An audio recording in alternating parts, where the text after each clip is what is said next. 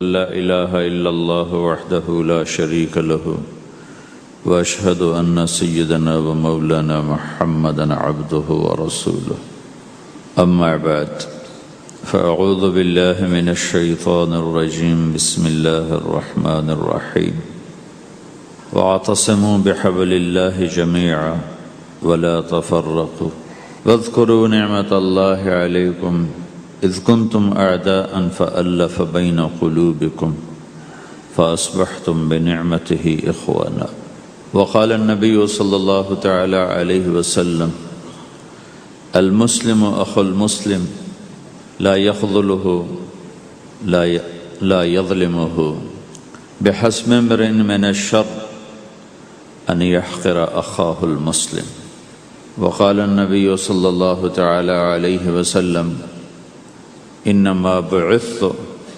لأتمم مکارم الاخلاق او کما قال اللہ اکبر۔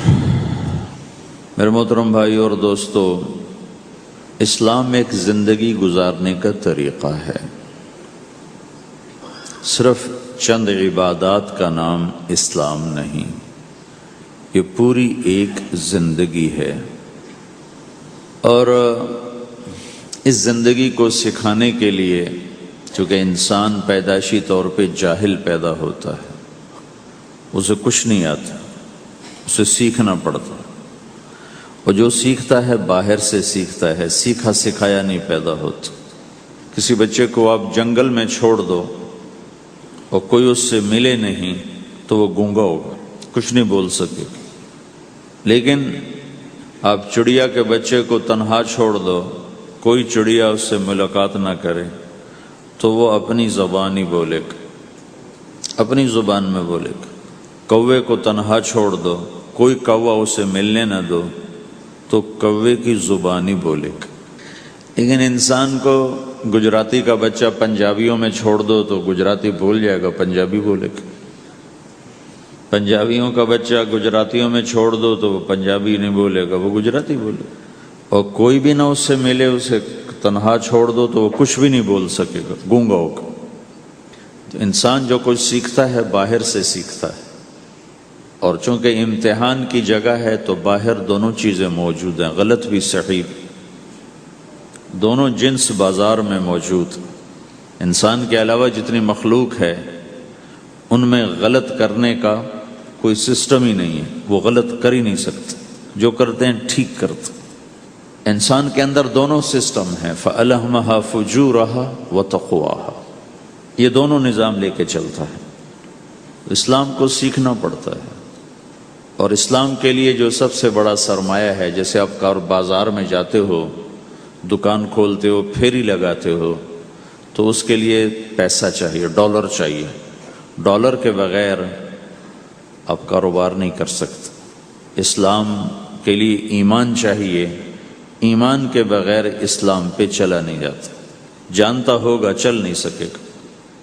ایمان وہ طاقت ہے، وہ سرمایہ ہے، وہ کیپٹل ہے جس سے کوئی مرد عورت وہ دین پہ چل سکتا ہے۔ یہ زیادہ ہوگا تو زیادہ چلے گا، تھوڑا ہوگا تو تھوڑا چلے گا، نہیں ہوگا تو صفر ہوگا، زیرو ہوگا۔ تبلیغ کا جو یہ کام اللہ تعالیٰ نے ہمیں دیا ہے، یہ ایمان کو سیکھنے کی اور اس کو آگے پہنچانے اور پھیلانے کی محنت ہے۔ ایمان سیکھنے کے لیے فَمَنْ شَاءَ اتَّخَذَ إِلَىٰ رَبِّهِ سَبِيلًا، کوئی ایک طریقہ نہیں ہے، کئی طریقے ہیں۔ اللہ نے سبیل کے اوپر الف لام نہیں لگایا، الف لام ہٹا کر یہ بتایا ہے کہ اللہ تک پہنچنے کے راستے کئی ہیں، محنت کے، اور راستہ تو ایک ہے اسلام، اس پر آنے کی جو محنت ہے اس کے راستے مختلف ہیں۔ ہاں، آگے پہنچانے کے لیے تبلیغ کے سوا اور کوئی راستہ کوئی نہیں۔ یہاں آ کر تبلیغ منفرد کا کام منفرد ہو جاتا ہے کہ کسی محنت میں گشت کوئی نہیں سوائے تبلیغ، صرف تبلیغ ہے جس میں گشت ہے کہ خود چل کے جاؤ۔ اگر میرے پاس وہ میرے کالج کا لڑکا نہ آتا تو مجھے تو نہیں پتا تھا تبلیغ کیا چیز، نہ دین کا پتہ تھا نہ دنیا کا پتہ تھا۔ تو کوئی چل کے آیا اور اس نے ہاتھ پکڑا، اور دعوت ہے ہی بے طلبوں کے لیے، مدرسہ تو طلب والوں کے لیے، وہاں تو تعلیم ہوتی، تبلیغ نہیں ہوتی۔ خانقاہ تو طلب والوں کے لیے ہے اور دعوت بے طلب لوگوں کے لیے، جو سننا نہیں چاہتے، جو قریب نہیں آنا چاہتے، اور ایسا طبقہ کروڑوں اربوں کی تعداد میں موجود، انہیں دین پر لانے کے لیے یا دین کی بات ان کے کان میں ڈالنے کے لیے سوائے گشت کے اور کوئی عمل کوئی نہیں۔ میں پشاور گیا تو جماعت میں انہوں نے کہا جی یہاں ایک وکیل صاحب ہیں، تبلیغ والوں کو بہت گالیاں دیتے ہیں، شکل دیکھتے ہی گالیاں دینا شروع کرتے ہیں، آپ کے علاقے کے؟ آپ کے علاقے کے؟ میں نے کہا اچھا ملاؤ۔ پشاور میں رہتا تھا، وکالت کرتا تھا، میرے علاقے کا میاں چنو ایک چھوٹا سا ٹاؤن ہے وہاں کا تھا، میں اس کے قریب تلمبا ایک چھوٹا سا ٹاؤن ہے، میں وہاں۔ تو جب ہم ان کے دروازے پر گئے اور نوک کیا تو دروازہ کھلتے ہی انہوں نے وہی کام شروع کر دیا، دیکھتے ہی۔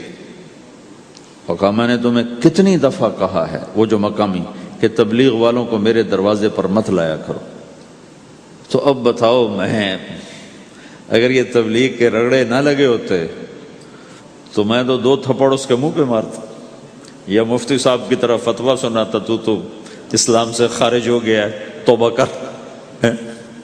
میں نے اس سے کہا بھائی میں تو تبلیغی بن کے آپ کے پاس نہیں آیا، میں تو اس لیے آیا ہوں کہ مجھے پتہ چلا کہ آپ میاں چنو کے ہیں اور میں تو لمبے کا ہوں، تو میں تو اس لیے آپ کو ملنے آیا ہوں۔ تو ایسے ہوا، اچھا آپ تو لمبے کے ہو؟ میں نے کہا تو لمبے کا ہوں۔ کہو اچھا اچھا اچھا، بڑی مہربانی، فرمائیے۔ میں نے کہا فرمائیے ایسے تو نہیں ہوگا، گھر بٹھاؤ پھر فرمائیے ہوگا۔ تو اس نے دروازہ کھولا، ہمیں بٹھایا، میں نے کوئی تبلیغ کی بات نہیں کی، چائے وائے پلائی۔ تو میرے والد صاحب اپنے علاقے کے مشہور آدمی تھے، تو جب میں نے اپنا تعارف کرایا تو وہ اور خوش ہو گیا، کہا تو آپ کے باپ کا الیکشن تو میں نے لڑا ہے، انہوں ان کے لیے ووٹ مانگنا۔ تو ایسا خوش ہو گیا اور کھل گیا، اور چائے پلائی، بات چیت ہوتی رہی۔ تو اٹھتے ہوئے میں نے کہا فلاں مسجد میں ہماری جماعت آئی ہوئی ہے، میں نے کہا چلو آپ کو بتا دوں۔ مغرب کے بیان میں وہ آیا ہوا تھا، پھر جتنے دن میں وہاں رہا وہ آتا رہا، میں واپس چلا گیا۔ بیچ میں کئی سال گزر گئے، لاہور کیولری گراؤنڈ ایک مشہور جگہ، وہاں میرا بیان تھا، جو کرکٹر آئے ہوئے تھے، ان کو ہم نیا سعید انور، انضمام، مشتاق، ان کو ہم قریب کر رہے تھے، اس وقت نئے ان کو قریب کر رہے تھے، تو یہ لوگ آئے ہوئے تھے۔ تو بیان کے بعد ان کو لے کر ہم ایک کمرے میں بیٹھے، اس کمرے کی دیوار شیشے کی تھی، تو لوگ اندر آنے کی کوشش کر رہے تھے، تو ان پہرے والے ان کو روک رہے تھے۔ تو اس میں سے ایک آدمی منہ اوپر کر کے میری طرف سے اشارہ کرے، تو میں نے دیکھا تو ایک آدمی کی بڑی داڑھی، اور وہ مجھے ایسے اشارہ کر رہا ہے، میں نے نہیں پہچانا۔ تھوڑی دیر کے بعد میں نے غور سے دیکھا تو وہ وہی وکیل صاحب پشاور والے، تو میں نے وہ بھائی ان کو اندر بلاؤ، اندر بلاؤ۔ وہ اندر آئے تو میں اٹھ کے ملا، کہنے لگے یہ دیکھو یہ تمہارا ایک گشت، میرا وقت بھی لگ چکا ہے، بدنوں کا چلہ لگا ہے، یہ 3 چلے لگے ہیں۔ تو جو دیکھو نا، آپ میں سے کئی لوگ پھیری لگاتے ہیں، جس کو گجرا پھیری لگاتا ہوں، پھیری۔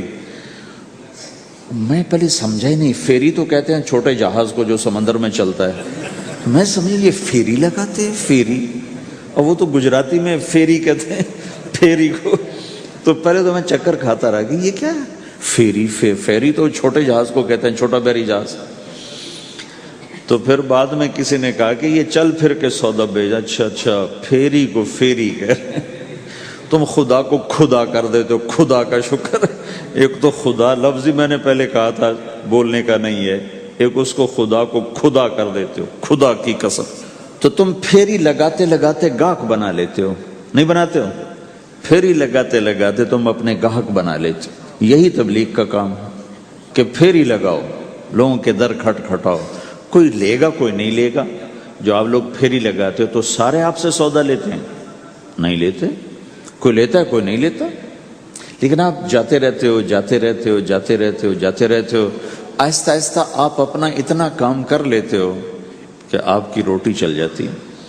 تو سارے نبیوں نے پھیرا لگایا، کوئی نبی گھر نہیں بیٹھا کہ میرے پاس کوئی آئے گا تو اسے سکھاؤں گا. ہر نبی نے پھیرا لگایا. اور داؤد علیہ السلام نے ایک دفعہ یہ کیا، ایک بڑا عبادت خانہ بنایا اور اس کی دیواریں اونچی کر دی، اتنی اونچی کہ اندر کوئی جا نہ سکے، اور یہ طے کیا کہ ہفتے میں ایک دن میں کسی سے نہیں ملوں گا، صرف اللہ اللہ کروں گا، ہفتے میں ایک دن. تو وہ پہلا دن تھا، اندر سے تالا لگا دیا اور خود اندر بیٹھ گئے، اور پہلا دن ہے کہ میں آج کسی سے نہیں ملوں گا. تو میرے رب کو یہ بات پسند نہیں آئی کہ نبی کا کام کٹ کے بیٹھنا نہیں ہے، لوگوں میں جانا ہے. تو اللہ تعالیٰ نے انسانی شکل میں 2 فرشتے اندر اتار دیے. اذ تصوروا المحراب ففزع منهم قال لا تخف خصمان بغى بعضنا على بعض فاحكم بيننا.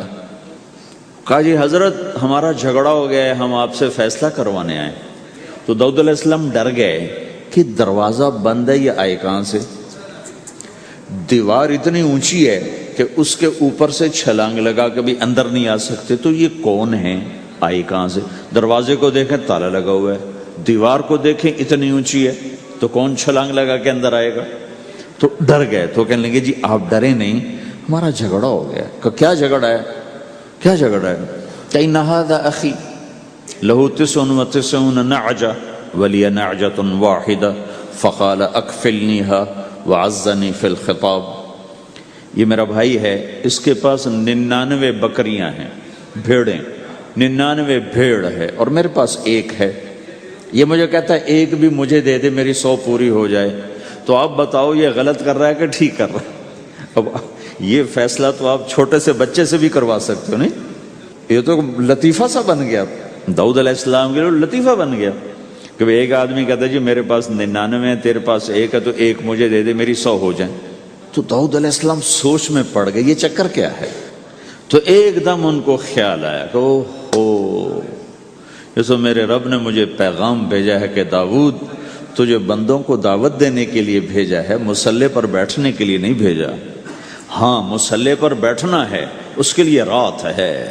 قم اللیل الا قلیلا نصفہ او انقص منہ قلیلا او زد علیہ ورتل القرآن ترتیلا. چل ومن اللیل فتہجد بہ نافلۃ لک عسى ان یبعثک ربک مقاما محمودا. رات ہے، آ جاؤ. ان ناشئۃ اللیل ہی اشد وطئا واقوم قیلا. آجا آجا، رات بڑی مزے کی چیز ہے، تو اور میں تنہا. فاذا فرغت فانصب والى ربک فرغب. آ جاؤ. تتجافى جنوبهم عن المضاجع يدعون ربهم خوفا وطمعا ومما رزقناهم ينفقون. رات تیری میری، دن میرے بندوں کے لیے. نہیں بیٹھ سکتا، تسبیح پکڑ کے نہیں بیٹھ سکتے ہو. تو اس پر داؤد علیہ السلام سجدے میں گرے. آیت سجدہ ہے اس لیے میں نہیں پڑھتا ہوں. سجدے میں گرے اور کہا یا اللہ معافی کر، یا اللہ معاف کر دے، یا اللہ معاف کر دے. میں نے دروازے بند کر لیے، حالانکہ یہ میرے منصب کے خلاف تھا، اس پر اللہ سے معافی مانگی. تو چل کے جانا نبیوں کی صفت ہے، یہی ہماری صفت. اس امت کو یہ کام دیا گیا کہ یہ اوروں کے پاس جا کے اپنا سودا پیش کر، اپنوں کو بھی سنبھالے اور غیروں تک بھی پہنچے. نہیں سنتے پھر جاؤ، نہیں سنتے پھر جاؤ، کیونکہ دلوں کا پھیرنا اللہ کے ہاتھ میں ہے. تیرے ذمہ آواز لگانا ہے. اللہ تعالیٰ نے تقسیم کر دی. قم اللیل الا قلیلا، رات اللہ کے پاس آ جا. دن میں کیا کر؟ ان لک فی النہار سبحا طویلا، تیرا دن میں کام بہت زیادہ ہے. سبحا طویلا، دعوت کے کام کو تیرنے سے تشبیہ دی ہے. سبح تیرنے کو کہتے ہیں. اللہ کے نبی کا ایک گھوڑا تھا جس کا نام تھا سبحہ، میں نے بتایا تھا پہلے دن. وہ اتنا تیز چلتا تھا جیسے تیر رہی ہو، اس لیے اللہ کے نبی نے خود اس کا نام سبحہ رکھا تھا، تیرنے والا. تو تبلیغ کے کام کو تیرنے سے تشبیہ دی کہ آپ نے لمبا تیرنا ہے. اور مکے میں تو پانی کوئی نہیں، تو کہاں تیرنا ہے جی؟ سارے مکے میں پانی کا قطرہ کوئی نہیں زمزم کے کنویں کے سوا، تو تیرنا کہاں ہے؟ یہ اس دعوت کے کام کی بڑی خوبصورت تصویر ہے. سبحا طویلا، حالانکہ اللہ فرماتا ہے ان لک فی النہار شغلا طویلا عملا عظیما جہدا طویلا، لیکن سبحا طویلا، جو آدمی چل رہا ہوتا ہے اگر وہ بیٹھ جائے تو کوئی نقصان تو کوئی نہیں، گاڑی چلا رہا ہے کہیں گاڑی روک لے تو کوئی نقصان تو کوئی نہیں، تھوڑی دیر سے پہنچ جائے گا، کہیں گاڑی کھڑی کر کے کافی پینے لگ گیا تو کوئی مسئلہ تو کوئی نہیں ہے، آدھا گھنٹہ دیر سے گھر پہنچ جائے گا۔ تیرنے والا پانی میں اتر گیا، اب یہ رک سکتا ہے؟ کیوں بھائی؟ اگر یہ کافی پینے کا ارادہ کرے تو کہاں جائے گا؟ تو مچھلی کے پیٹ میں جائے گا۔ پانی میں اترنے کے بعد اختیار ختم ہے، اب تیرنا ہے۔ کہاں تک؟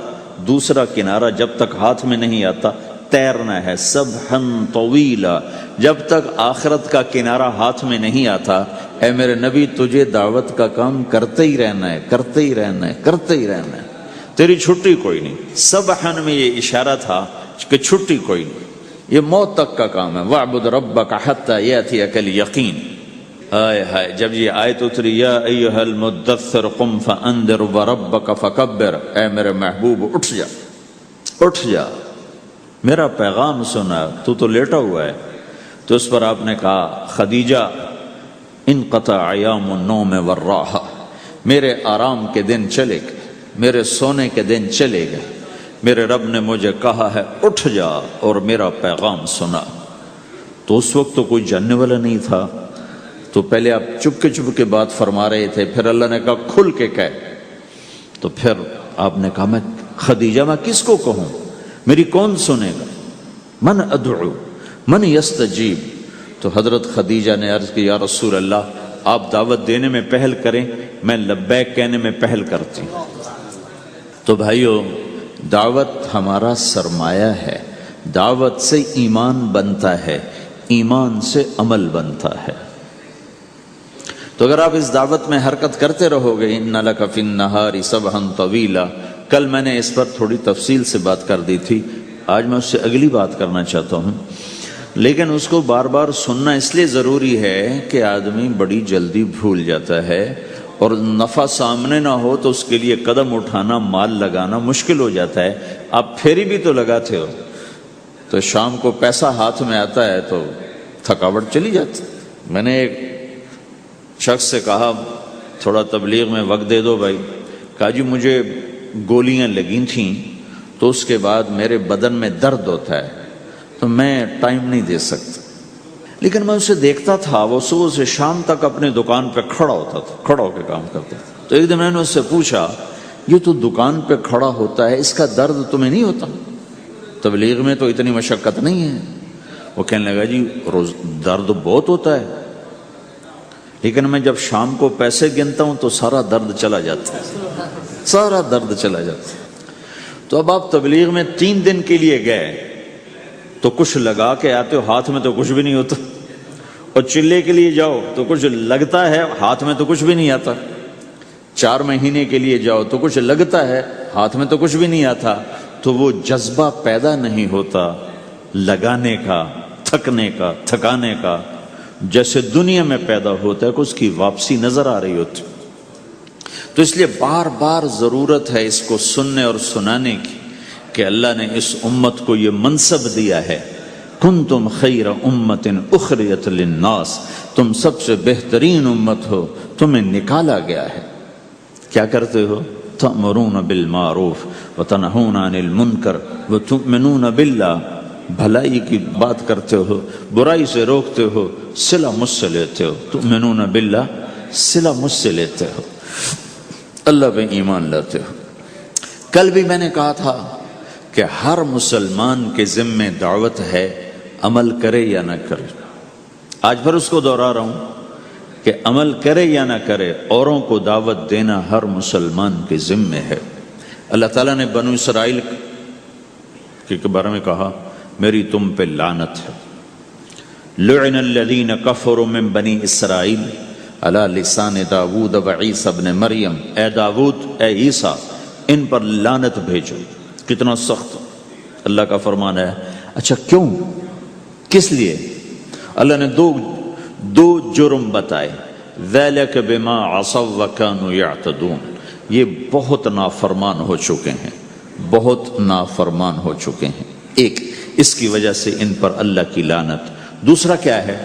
کانوا لا یتناہون عن منکر فعلوہ، جو گناہ خود کر رہے ہوتے ہیں اس سے اوروں کو نہیں روکتے۔ کانوا لا یتناہون، نہیں روکتے تھے، عن منکر، اس گناہ سے، فعلوہ، جسے وہ خود کر رہے ہوتے تھے۔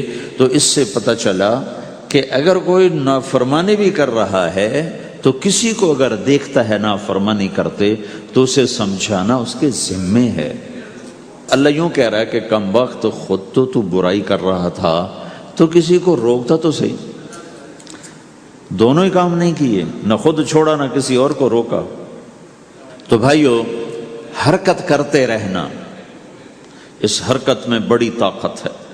ساری کائنات حرکت میں، اگر رک جائے تو تباہی۔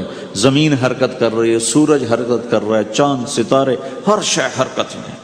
تمہاری زمین 66,000 کلومیٹر فی گھنٹہ کی رفتار سے روزانہ بھاگی جا رہی۔ پھر پتہ چلا کہ پاناما میں دونوں سمندروں کے 66,000 کلومیٹر فی گھنٹہ کی رفتار سے دوڑا جا رہا ہے۔ تمہارا سورج 6 لاکھ میل 9 لاکھ کلومیٹر فی گھنٹہ کی رفتار سے دوڑتا جا رہا ہے۔ حرکت کے ساتھ زندگی ہے، حرکت ختم ہوگی زندگی ختم ہو جائے گی۔ اب لوگوں نے حرکت کی، اپنے ملکوں کو چھوڑ کر آئے، اللہ نے آپ کو روزگار دے دیا، باعزت روزگار دے دیا۔ تو بھائیو، اللہ کے دین کے لیے حرکت کرتے رہنا، عمل بھی آ جائے گا انشاءاللہ۔ ایک دن دیکھو گے زندگی بدلے گی۔ ہمارے بزرگ تھے، ساتھی فوت ہو گئے، تو ان کا بیٹا PIA میں کیپٹن تھا، جہاز اڑاتا تھا۔ تو انہوں نے کہا بیٹا نماز پڑھ لیا کر۔ کہا ابا فرصت نہیں ملتی، بہت کام ہوتے۔ کہا اچھا چلو نماز کے وقت ایک آدمی کو دعوت دے دیا کر، 5 نمازیں ہیں، 5 دفعہ دعوت دے دیا کر۔ وہ کہنے لگا میں دعوت دوں؟ خود تو میں پڑھتا نہیں، دوسرے کو کیسے دعوت دوں؟ کہا بیٹا ایک تو میری مان لے، نماز کا انکار کیا ہے تو یہ تو مان لے کہ چلو کسی کو کہہ دیا کر کہ بھائی نماز پڑھا کرو۔ کہا چلو یہ تو آسان ہے، میں کہہ دوں گا۔ تو اس نے اپنے ابا کی بات مان لی، ہر نماز پہ 1-2 کو کہہ دیتا بھائی نماز پڑھا کرو۔ اس کے والد فوج میں جرنیل تھے، یہ کیپٹن تھا، دونوں کی ملاقات نہیں ہوئی۔ 6 مہینے بعد باپ بیٹا کی ملاقات ہوئی تو دیکھا تو کپتان صاحب کی داڑھی بھی اور ماتھے پہ محراب بھی۔ انہوں نے کہا بیٹا یہ کیا ہوا؟ کہا آپ نے مجھے پھنسا دیا۔ وہ جب میں لوگوں کو کہتا رہا تو میرے اپنے اوپر اثر ہونا شروع ہو گیا کہ میں اپنے آپ کو ملامت کرنے لگا کہ اوروں کو تو کہہ رہا ہے، خود تو پڑھتا نہیں۔ کہ اس نے مجھے کھڑا کیا اور میں نماز پہ آیا۔ پھر ایک دن شیو کرنے لگا، شیشے میں کھڑا دیکھ رہا تھا، تو میں نے کہا جب اللہ کو سجدہ کر رہا ہوں تو چہرے پہ نبی کی سنت بھی ہونی چاہیے، تو میں نے سیفٹی بھی پھینک دی، میں داڑھی بھی رکھ لی۔ تو تبلیغ کا کام کرتے رہنا، ہم فرشتے نہیں بن سکتے۔ ایک دفعہ ایک آدمی نے میرے اوپر بڑی چڑھائی کی، تم تبلیغ والے منافق ہو، کہتے کچھ ہو کرتے کچھ ہو، تمہارے قول اور فعل میں بہت فرق، بہت۔ جب ان کا غصہ اتر گیا تو میں نے ان سے کہا بھائی 100 نمبر تو اللہ نے بھی نہیں مانگے، آپ کیوں مانگتے ہو؟ اللہ نے کہا ہے فمن ثقلت موازینہ، جس کی نیکیاں بڑھ جائیں گی گناہ تھوڑے ہوں گے تو پاس کر دوں گا۔ تو 100 نمبر تو اللہ نے بھی نہیں کہا کہ ایک گناہ تیرے کھاتے میں نہیں ہونا چاہیے، 100/100 نمبر لے گا تو جنت دوں گا، نہیں تو ریپٹ مار کے جہنم میں ڈالوں گا۔ تو 100 نمبر تو اللہ بھی نہیں مانگتا، اسے پتہ ہے میرا بندہ کمزور ہے، کبھی گناہ کرے گا کبھی نیکی کرے گا۔ تو وہ کہتا ہے جس کے پاس 51 نیکیاں ہوئیں اور 50 گناہ ہوئے تو لوں گا تو 51 جھک جائیں گے نا، 50 معاف۔ مثال دے رہا ہوں میں، ہمارے علاقے میں ایک ذمہ دار تھے، وہ ذکر بھی بہت کرتے تھے، گالیاں بھی بہت دیتے، ادھر سبحان اللہ تیرے فلانے، الحمدللہ کے ساتھ ایک پھکڑ تولتے تھے، ساری زندگی وہ ایسا ہی کرتے رہے۔ جب وہ فوت ہو گئے تو کسی نے ان کو دیکھا تو انہوں نے پوچھا کہ میاں صاحب آپ کے ساتھ کیا ہوا؟ آپ تو گالیاں بہت دیتے تھے۔ خود انہیں یہ پوچھ رہے آپ تو گالیاں بہت دیتے تھے، تو آپ کے ساتھ کیا ہوا؟ کہ اللہ تعالیٰ نے میرے ذکر اور میری گالیوں کو تولا تو میرا ذکر بڑھ گیا تو میری بخشش ہو گئی۔ اللہ نے بھی کاؤنٹنگ رکھی ہے، پرفیکشن مانگی ہی نہیں۔ اگر اللہ پرفیکشن مانگتا تو پھر آپ کہتے تم کرتے کچھ ہو کہتے کچھ ہو۔ اگر میں کہتا صحیح ہوں تو ایک نیکی تو کر رہا ہوں، اور کرتا نہیں ہوں تو ایک گناہ کر رہا ہوں۔ کیا پتا میرا رب میرے کہنے کے تو فعل میرے نہ کرنے کو معاف کر دے۔ بس ایک صورت میں ہے کام خطرناک کہ اگر میں اس کہنے سننے کو اپنی دنیا بنانے کا ذریعہ بنا لوں پھر خطرناک ہے۔ أَتَأْمُرُونَ النَّاسَ بِالْبِرِّ وَتَنْسَوْنَ أَنفُسَكُمْ وَأَنْتُمْ تُتْلُونَ الْكِتَابَ، وہ یہ آیت ہے۔ لیکن اگر میرے اندر اخلاص ہے تو پھر میں انسان ہوں، کبھی اچھا کروں گا کبھی برا کروں گا، لیکن میرے ذمہ صدا لگانا ہے۔ تو بھائیو اس تبلیغ کے کام کو کرتے رہنا، اس سے ایمان بنتا ہے، ایمان سے دین وجود میں آتا ہے۔ دین کے دو حصے ہیں، ایک عبادات ہے جس میں نماز سب سے اہم ہے، پھیری پہ ہو گھر پہ ہو نماز نہ چھوڑو۔ رمضان کے روزے ہیں، اللہ پھر رزق زیادہ دے دے، حج کرو، زکوٰۃ دو، لیکن عبادات بڑی محدود ہیں اور اس میں کثرت اللہ نے مطالبہ بھی نہیں کیا، بلکہ اللہ تعالیٰ نے اس میں اعتدال ہی کو پسند فرمایا ہے۔ اللہ تعالیٰ نے ہمارے نبی لمبی لمبی نمازیں پڑھتے تھے تو اللہ تعالیٰ نے روک دیا کہ ما انزلنا علیک القرآن لتشقی، میرے نبی میں نے تمہیں قرآن اس لیے نہیں دیا کہ تو لمبی لمبی نمازیں پڑھ کے تھکتا رہے، درمیان نہ چل۔ اللہ کے نبی نے تبلیغ میں زیادہ زور دکھایا تو اللہ نے اس پر بھی کہا فلا تذهب نفسك عليهم حسرات، اتنا غم نہ کیا کر کے تو خود ہی ہلاک ہو جائے، مت نہیں، ایسا نہ کر۔ تو عبادات محدود ہیں اور اس میں اعتدال مطلوب ہے۔ سارا دن مصلی پہ بیٹھنا یہ اللہ نہیں دیکھنا چاہتا، اللہ یہ دیکھنا چاہتا ہے کہ تو باہر جا تاکہ میں دیکھوں کہ اب تو کیا کرتا ہے۔ دوسرا حصہ اس کا اخلاقیات ہیں، آپس کی معاشرت ہے۔ دین جو اثر انداز ہوتا ہے وہ معاشرت سے اثر انداز ہوتا ہے، عبادت سے نہیں، عبادات سے نہیں۔ عبادت تو مسجد کے اندر ہے یا مصلی پر گھر کے اندر ہے، روزہ اندر کی چیز ہے، حج بیت اللہ میں ہے، زکوٰۃ مسلمان کو دی جاتی ہے۔ تو دنیا میں دین پھیلنے کے لیے اور اپنوں کو دین کے قریب کرنے کے لیے جو سب سے بڑا عمل ہے وہ بھائیو اچھے اخلاق ہے۔ یہ دوسرا حصہ میں آج بیان کرنا چاہتا ہوں۔ اللہ کے نبی نے فرمایا ایو عرل اسلام اوثق، مجھے بتاؤ اسلام کا سب سے مضبوط عمل کیا ہے؟ تو صحابہ نے کہا الجہاد، یا رسول اللہ جہاد۔ اسلام کا سب سے مضبوط عمل کیا ہے؟ صحابہ نے کہا جہاد۔ تو آپ نے کہا وحسن وما هو به، ہاں جہاد بہت اچھا عمل ہے لیکن سب سے بڑا عمل نہیں ہے، سب سے مضبوط عمل نہیں ہے۔ انہوں نے کہا جی الصلاۃ، نماز۔ تو ہم نے کہا ہاں وحسنۃ وما ہی بہا، نماز بھی بہت اچھی چیز ہے لیکن وہ نہیں جو میں پوچھ رہا ہوں، سب سے اعلیٰ، سب سے اوپر، سب سے مضبوط نہیں۔ تو انہوں نے کہا جی الحج، حج۔ تو آپ نے کہا حج بھی بہت اچھا عمل ہے لیکن وہ نہیں جو میں نے پوچھا ہے۔ پھر صحابہ نے کہا جی روزہ، آپ کا روزہ بھی بہت اچھا ہے لیکن وہ نہیں جو میں نے پوچھا ہے۔ تو پھر صحابہ نے کہا یا رسول اللہ پھر آپ ہی بتائیں، ہمیں تو نہیں پتا۔ تو ہمارے نبی عبادات سے اوپر لا رہے ہیں، اپنے ساتھیوں کو عبادات پہ قائم کر دیا۔ ہر آدمی نمازی بن چکا ہے، ہر آدمی روزے دار بن چکا ہے، ہر آدمی مالدار زکوٰۃ دینے والا بن چکا ہے، اور ہر آدمی حج کا جذبہ پیدا کر چکا ہے۔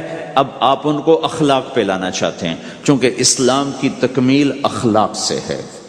اسلام کو تشبیہ دی گئی ہے گھر کے ساتھ، بنی الاسلام علی خمس، تو بنیا کا لفظ عمارت پر بولا جاتا ہے۔ تو اسلام کی بنیاد میں ہے کلمہ، نماز، روزہ، حج، زکوٰۃ۔ اگر اس مسجد کی بنیادیں بھر دی جائیں تو اس کو مسجد تو نہیں کہیں گے نا، ہاں جی بنیادیں ڈال دی ہیں، چھت ڈالنی ہے، جب چھت پڑے گی تو پھر یہ مسجد کہلائے گی۔ تو اسلام کی بنیاد قائم ہو چکی تھی، اب آپ چھت ڈالنا چاہتے تھے۔ چھت کیا ہے؟ وہ اچھے اخلاق ہیں، تو اب آپ ان کو اوپر لا رہے ہیں۔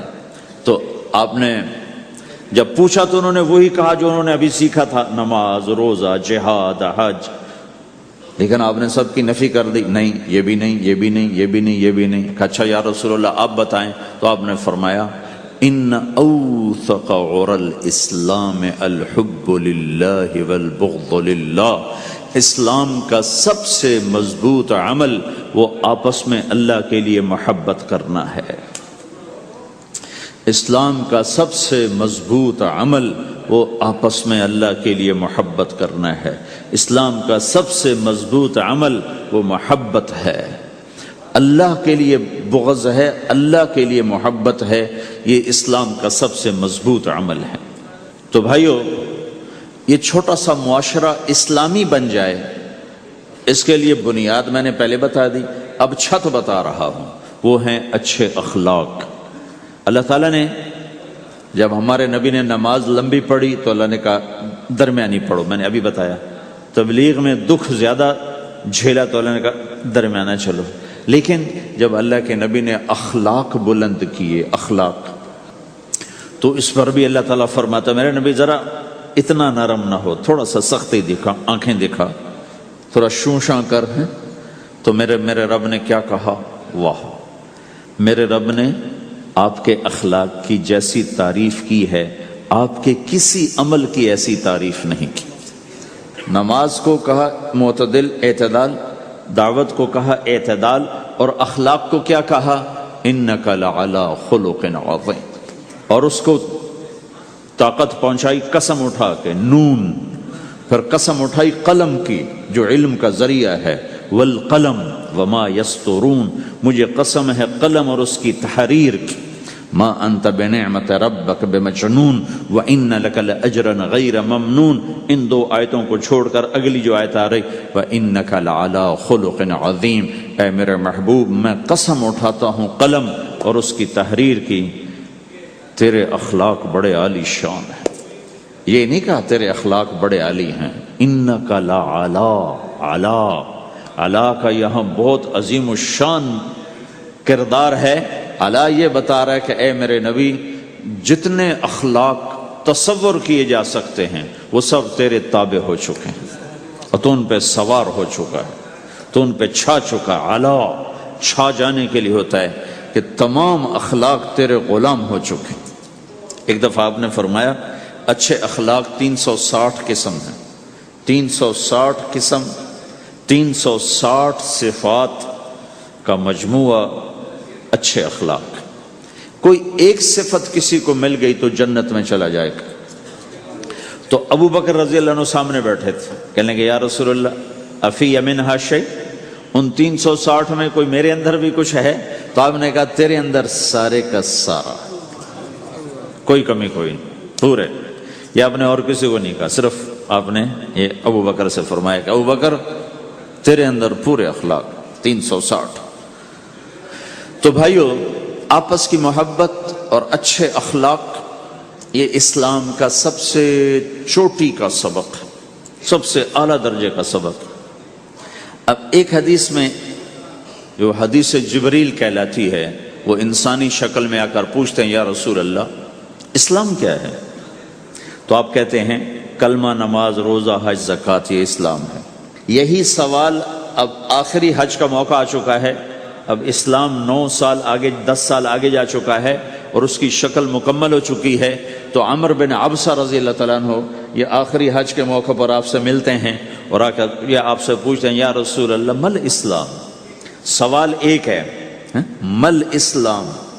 شروع میں مدینے کے داخلے کے شروع میں جبریل انسانی شکل میں آتے ہیں اور کہتے ہیں مل اسلام، اسلام کیا ہے؟ تو آپ کہتے ہیں کلمہ، نماز، روزہ، حج، زکوٰۃ۔ اب یہی سوال 10 سال کے بعد یا 9 سال کے بعد عمر بن عبسہ کہتے ہیں یا رسول اللہ مل اسلام، اسلام کیا ہے؟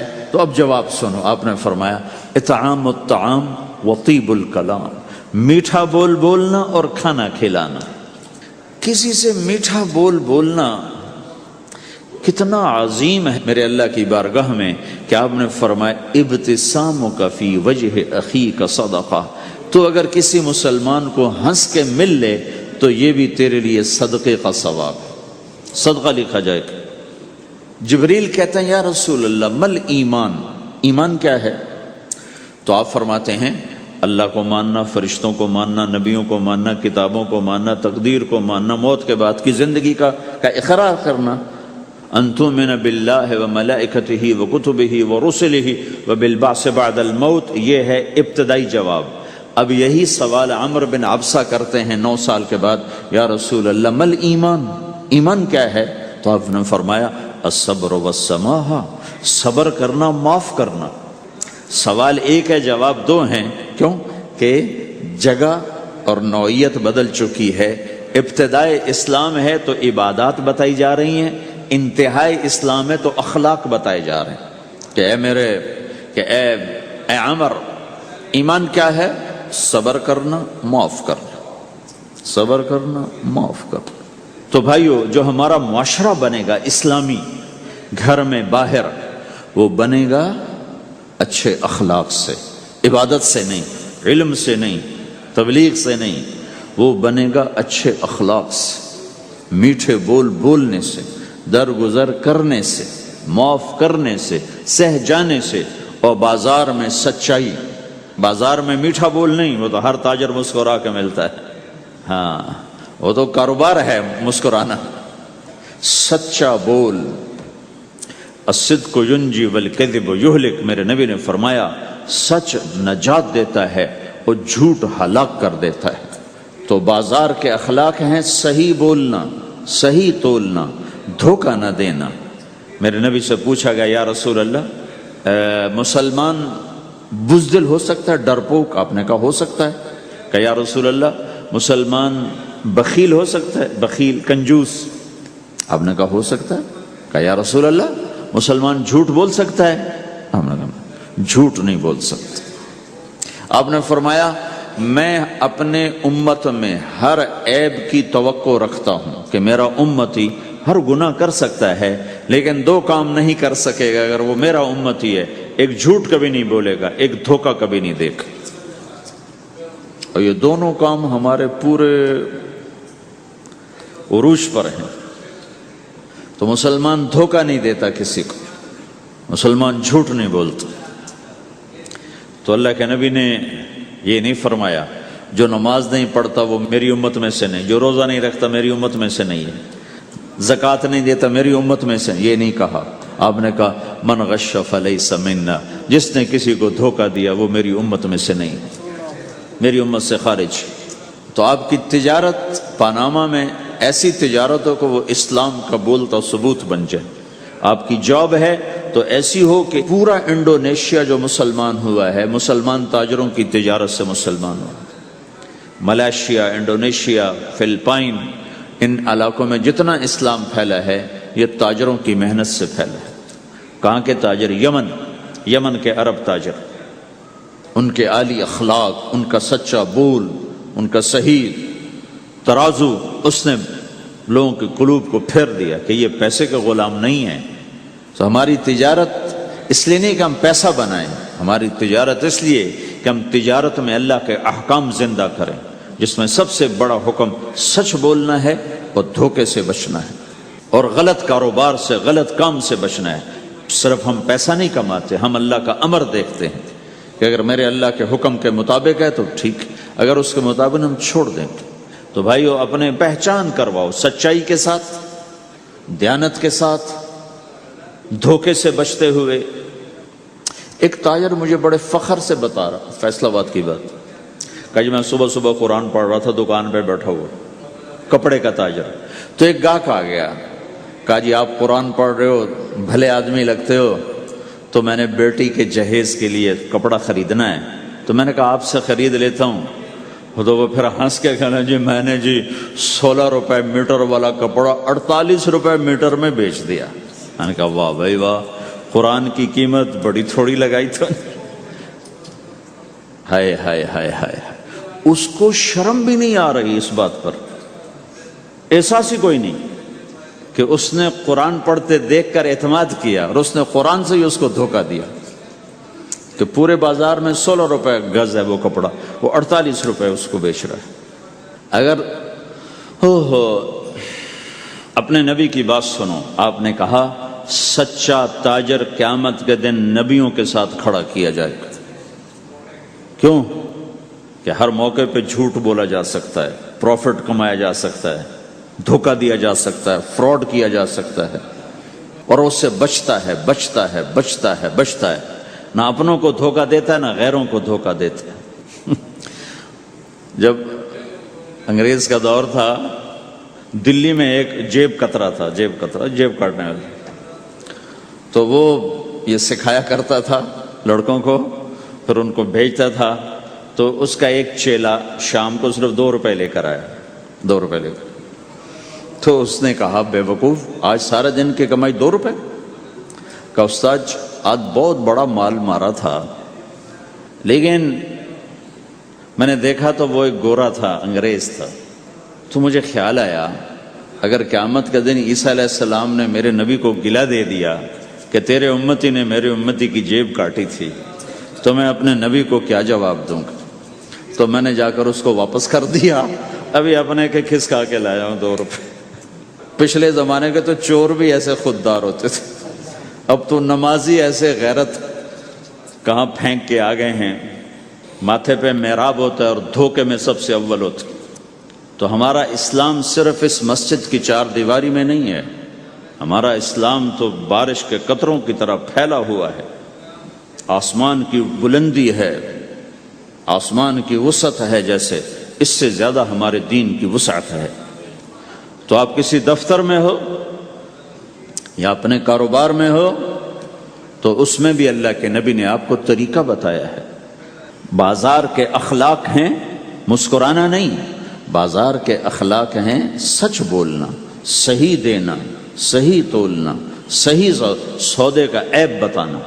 عبد الرحمن بن عوف رضی اللہ تعالیٰ عنہ پہلے 10 صحابہ میں آتے ہیں، پہلے 10 صحابہ. آپ نے کہا ابو بکر جنتی، عمر جنتی، عثمان جنتی، علی جنتی، طلحہ جنتی، زبیر جنتی، سعد جنتی، عبد الرحمن جنتی، ابو عبیدہ جنتی، سعید بن زید جنتی. اس میں ایک عبد الرحمن. جب ان کا انتقال ہوا تو انہوں نے 3 ارب 10 کروڑ 20 لاکھ دینار چھوڑے ترکہ. ہمیں تو بڑا بیوقوف بنایا گیا ہے، کاغذ کو کرنسی بنا کے دے دی. کاغذ، کرنسی تو سونا ہوتا ہے جی، کرنسی تو سونے اور چاندی کو کہتے ہیں، کاغذ کے ٹکڑے کو تو کرنسی نہیں کہتے. اور اب کرنسی بھی لے کر وہ کارڈ پکڑا دیے، جیب بھی خالی. اب کرنسی بھی کاغذ بھی کوئی نہیں، خالی کارڈ. اس کو کیا کہتے ہیں کارڈ کو؟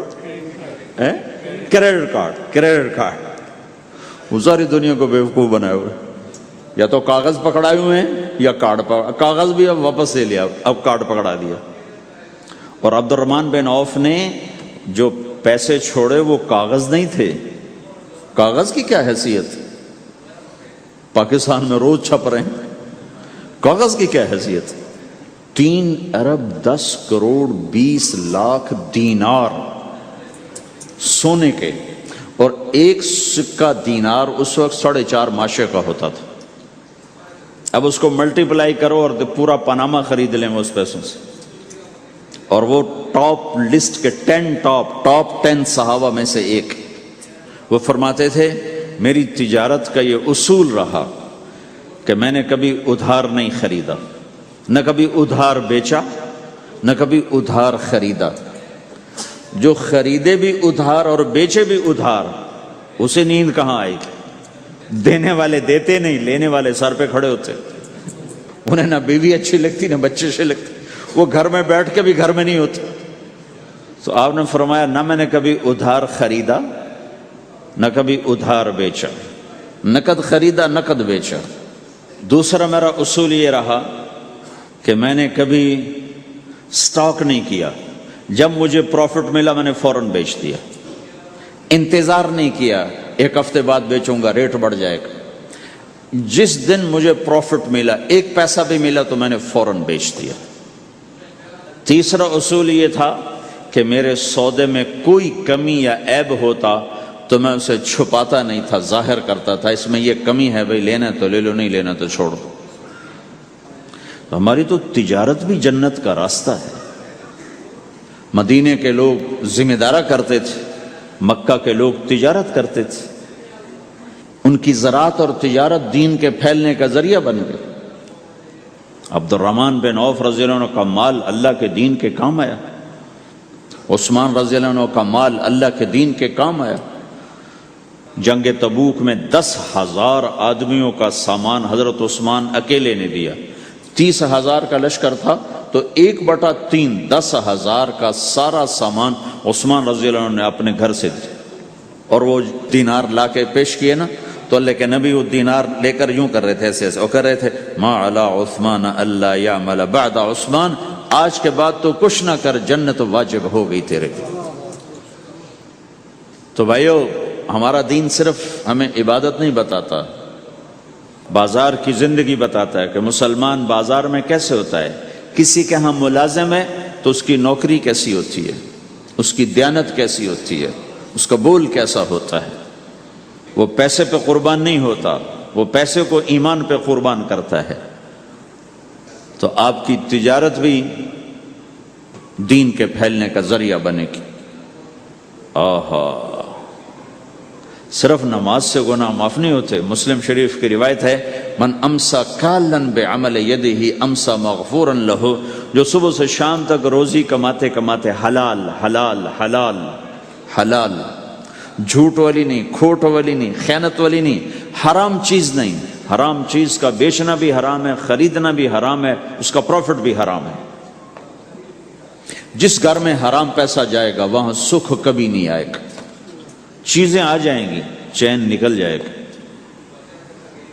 1960 کی دہائی میں ایک پاکستان کا افسر تھا، اس نے 1960 میں لوگوں کے پاس 100 روپے مشکل سے ہوتے تھے، اس نے اس زمانے میں کروڑوں روپے جمع کیے رشوت سے، بہت بڑی پوسٹ پر تھے۔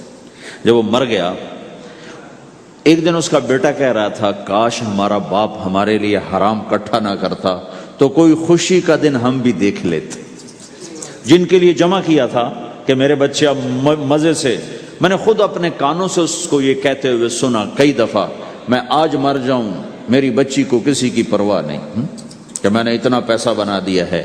تو اسی کا بچہ یہ کہہ رہا تھا، کاش ہمارا باپ ہمارے لیے حرام کٹھا نہ کرتا تو ہم بھی کوئی خوشی کا دن دیکھ لیتے۔ تو اللہ کے نبی نے فرمایا، من امسا کالن بعمل یدہ امسا مغفور لہ، جو صبح سے شام تک حلال کمانے میں تھکتا ہے اور تھک کے واپس آتا ہے تو اس کے اس دن کے سارے گناہ اللہ معاف فرما دیتا۔ تو ہمارا بازار بھی دین ہے بھائی، پھر ہمارا گھر بھی دین ہے، گھر کی زندگی دین ہے۔ میرے نبی نے گھر کی زندگی سمجھائی۔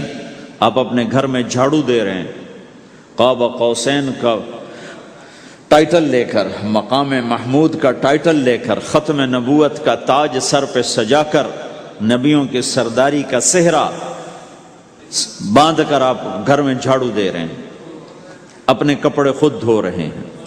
9 بیویاں ہیں، 9 اپنے کپڑے خود دھو رہے ہیں۔ کوئی پھٹ گیا ہے خود سی رہے ہیں، جوتا پھٹ گیا خود ٹھیک کر رہے ہیں۔ حضرت عائشہ رضی اللہ عنہ کو آٹا گوندنا نہیں آتا تھا، چھوٹی عمر تھی تو ان کو آٹا گوند کے دیتے تھے، جب تک ان کو آٹا گوندنا نہیں آیا ان کو آٹا گوند کے دیتے تھے۔ ہمیں تو گھر کی زندگی بھی سمجھائی گئی ہے، اور ہمیں بتایا گیا کہ تو اب اپنی بیوی کے منہ میں لقمہ ڈالتا ہے تو یہ بھی تیرے لیے صدقہ ہے۔ سب سے بہترین صدقہ وہ ہے جو تم اپنے بچوں پر خرچ کرو۔ پھر دنیا دکھوں کا گھر ہے تو میں قربان جاؤں اپنے نبی پر، آگے آنے والے سارے زمانوں کو دیکھ کر بیان فرما گئے، بتا گئے۔ اور نے فرمایا، مجھے بتاؤ جہاد میں خرچ کرنے سے بھی بہتر خرچ کون سا ہے؟ جہاد میں خرچ کرنا تو سب سے بہتر شمار ہوتا ہے۔ آپ نے کہا مجھے بتاؤ جہاد میں خرچ کرنے سے بھی بہتر کون سا خرچ ہے؟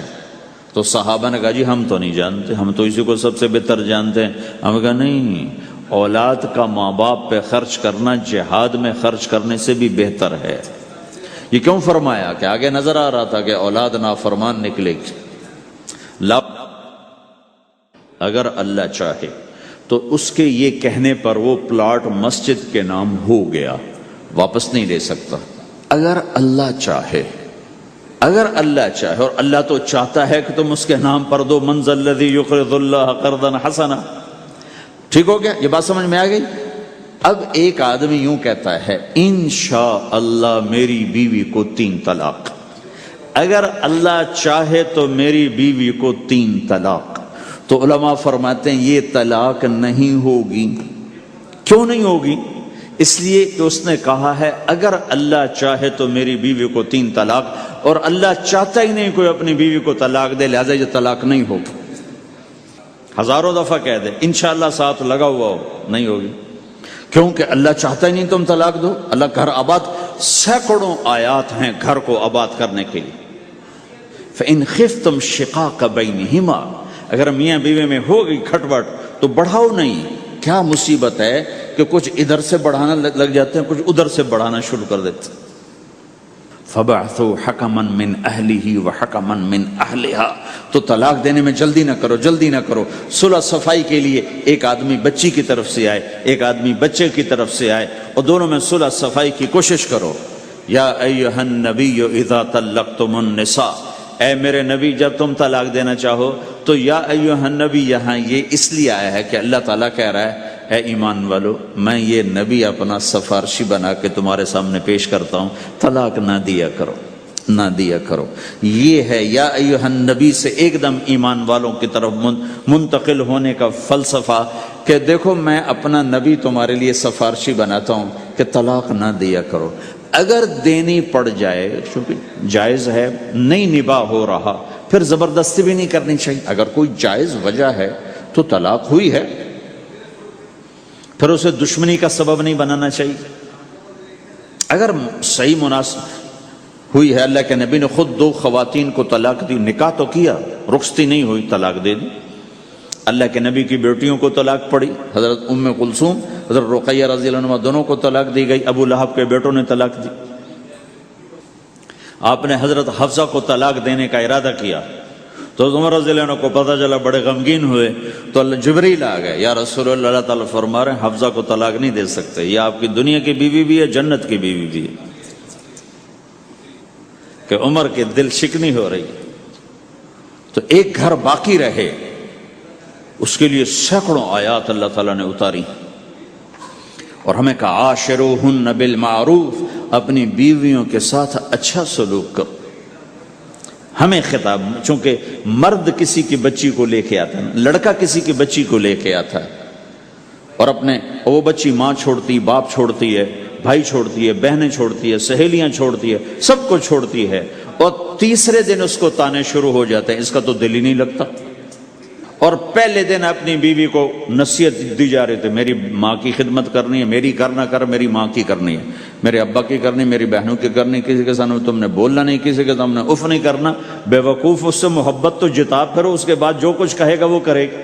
پہلے دن ہی حکم، نہ تعلق بنا ہے، نہ محبت پیدا ہوئی ہے، اور نہ ابھی جوڑ بیٹھا ہے، اور پہلے دن حکم سنانے شروع کر دی.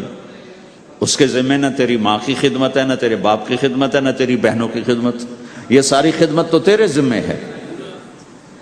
ہمارا سسرال کا معاشرہ بڑا ظالم ہے. لاکھوں میں کوئی ایک گھر بچا ہوا تو الگ بات ہے، ورنہ میں تو دنیا پھری ہے، کیا دنیا دار کیا دیندار، سب ظلم ہی ظلم ہے. اتنی نیک عورتیں تہجد گزار، مصلی سے اٹھتی نہیں، تسبیح ہاتھ میں ہے، لیکن جب وہ ساس بنتی ہیں تو ایسا ظلم ان کے اندر سے نکلتا ہے کہ کانپ اٹھتے ہیں در و دیوار. جب عورت ماں ہوتی ہے تو اس کے روئیں روئیں سے محبت کے چشمے پھوٹتے ہیں.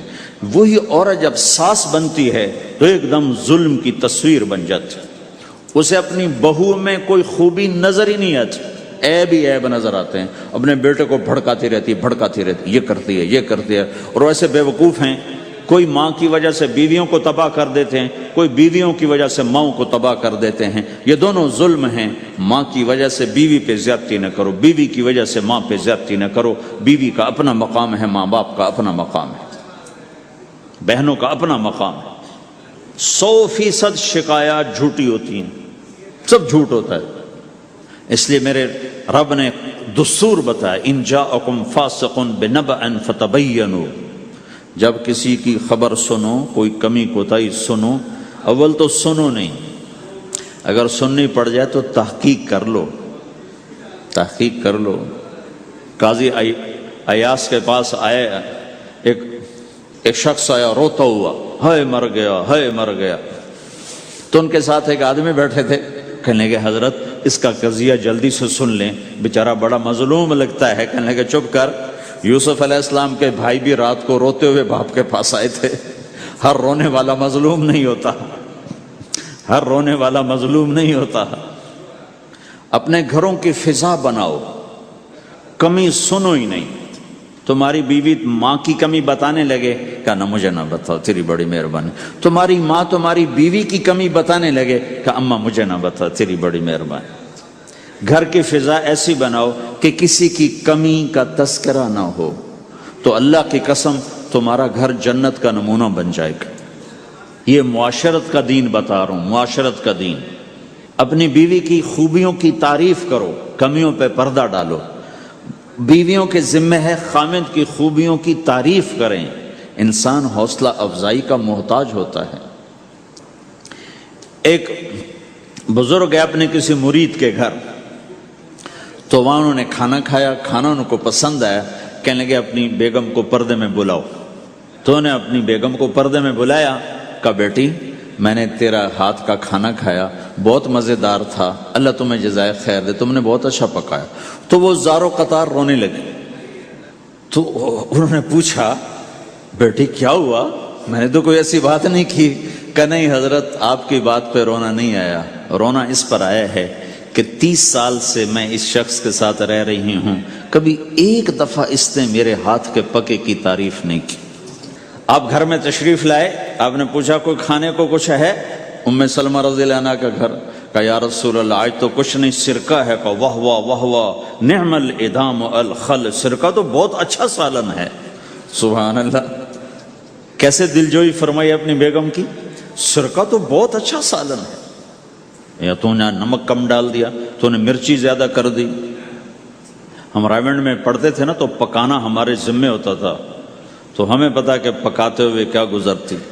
جب 2-2 ہزار آدمی کی روٹی ہم پکاتے تھے، 5-5 بوری آٹا گوندا ہے ہاتھوں سے، 10-10 من کھڑے ہو کے روٹی لگائی ہے، سخت سردی میں بھی سخت گرمی میں بھی۔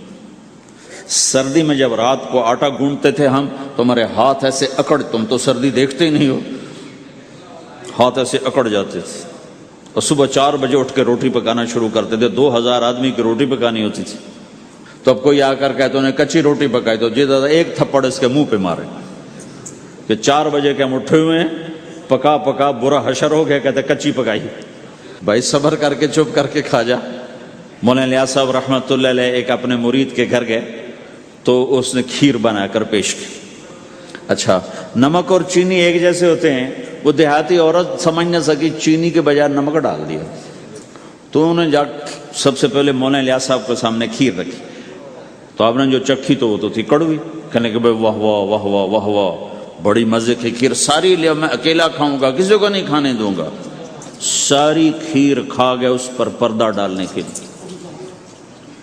وہ تو جب انہیں کہا مولانا الیاس کا بچا ہوا تھوڑا سا میں جب چکھا تو کڑوا سا، ہائے مر گئی، یہ تو سارا نمک ڈالا ہوا تھا۔ ایک دفعہ ہماری جماعت چنیوٹ میں تھی، تو ہمارے ساتھیوں نے چائے بنائی، تو وہ اندھیرا سا تھا، تو چینی کے بجائے نمک ڈال دیا اور دسترخوان پہ لے آئے، سب پی رہے۔ واللہ میں آنکھوں سے دیکھا بتا رہا ہوں، مولانا الیاس کا تو سنا بتا رہا ہوں، کسی ایک نے نہیں کہا کہ یہ کڑوی ہے، چپ کر کے پی رہے، چپ کر کے پی رہے، کسی ایک نے نہیں کہا۔ باہر ایک دیہاتی کھڑا تھا، تو میں نے اس کا چاچا آتے نو چاہ پی ماما، وہ آ گیا، اس نے پہلا گھونٹ بھرا ہوئے تھا، کوڑی ہے، اس نے بانڈا پھوڑ دی۔ پھر سارے ساتھی ہنس پڑے کہ چاچا ہم نے تو پردہ ڈالنے کی کوشش کی تھی خدمت والوں پر تو نہیں پردہ چاک کر دیا، بانڈا پھوڑ دیا۔